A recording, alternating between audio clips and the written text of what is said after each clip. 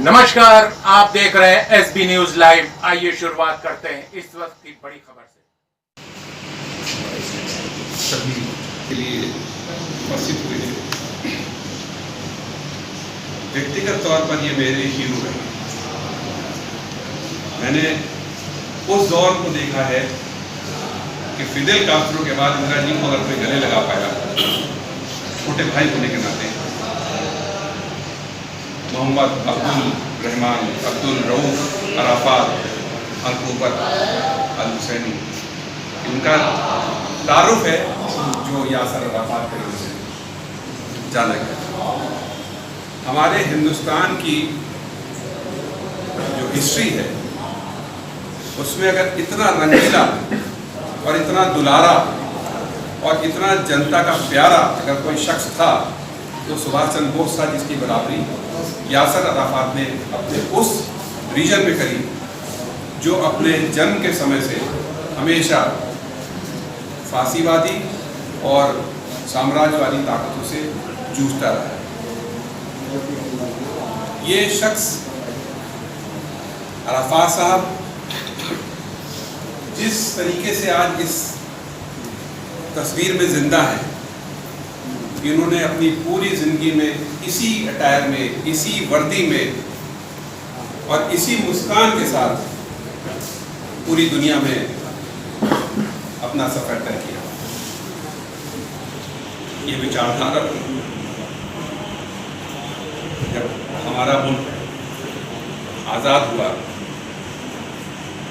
भारत और पाकिस्तान में तकसीम हुआ, तो उसके एक साल बाद ही 1948 में वही ब्रिटिश रूलर्स जिन्होंने हिंदुस्तान को अपने मौक़िफ़ के हिसाब से तकसीम किया, उसी हिसाब से उन्होंने ब्रिटिश ने अरब रीजन में भी एक हलचल मचाई और उन्होंने एक ज़ियोनिस्ट स्टेट को, इसराइल को वहाँ पर उन्होंने मकाम करने का मौका फराहम किया। अराफात साहब का जो संगठन था पैलेस्टाइन लिबरेशन मूवमेंट, फिलिस्तीनी संगठन उन्होंने बनाया था। कई 1964 में इसकी नींव रखी गई थी और 1968 में इन्होंने उसकी सदारत कबूल करी और उसके बाद वो हमेशा उसके लिए, अपने देश के लिए जद्दोजहद करते थे। 1948 में इसराइल को जगह बनाने का मौका मिला, लेकिन इनकी सोच जो थी वो इसराइल वाली सोच नहीं थी। अराफात साहब की सोच जो थी वो सेक्युलर थी, थोड़ी सी लेफ्ट टू द सेंटर थी, जिसको हम थोड़ी सी समाजवादी और साम्यवादी विचारधारा को मानते हैं। उन्होंने जिंदगी में भी उसी विचारधारा का अनुसरण किया, उन्होंने उसी को फॉलो किया। वर्चुअली ही was symbol of peace and love in whole Middle East and whole world.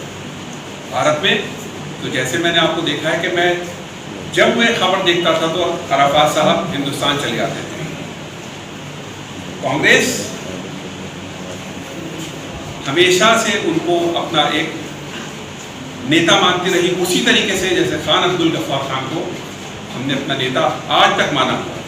तो ये अराफात साहब की शख्सियत थी।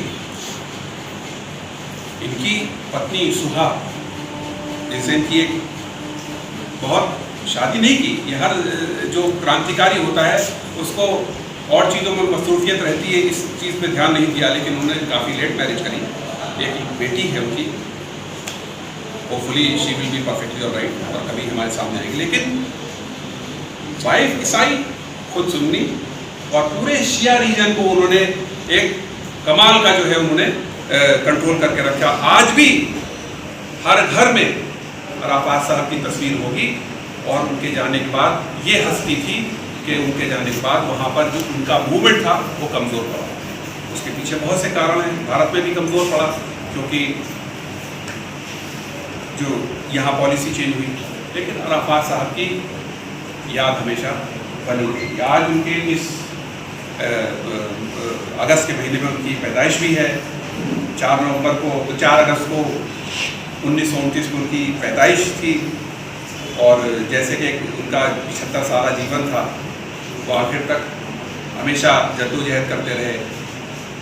उनके विचारों को आप देखिए कि न झुकने वाले इंसान थे वो। इनकी एक बड़ी छोटी सी रिवॉल्वर हुआ करती थी, उनका अटैक नहीं, उनके उसमें जो है हमेशा लगाए रहते थे। और कहा यह जाता है कि साहब वो दुश्मन से ऐसा कुछ नहीं था, वो उनकी स्वतंत्रता संग्राम की जो लड़ाई थी, जो उनका जो स्ट्रगल था, उसका सिंबल था। बिल्कुल आप देखिए तो हमारे सुभाष चंद्र बोस की जितनी भी बात में जो जद्दोजहद हुई इस मुल्क के लिए, हमारे हिंदुस्तान के लिए, बिल्कुल आप वैसे ही पाएंगे जैसे उन्होंने जो है अराफात साहब ने सोचा। और जब उनका यूएन में 1974 में वो पहले वाहिद ऐसे जो है वो शख्सियत थे कि जब यूएन सच का जज्बा लिए आगे बढ़ते हैं हम।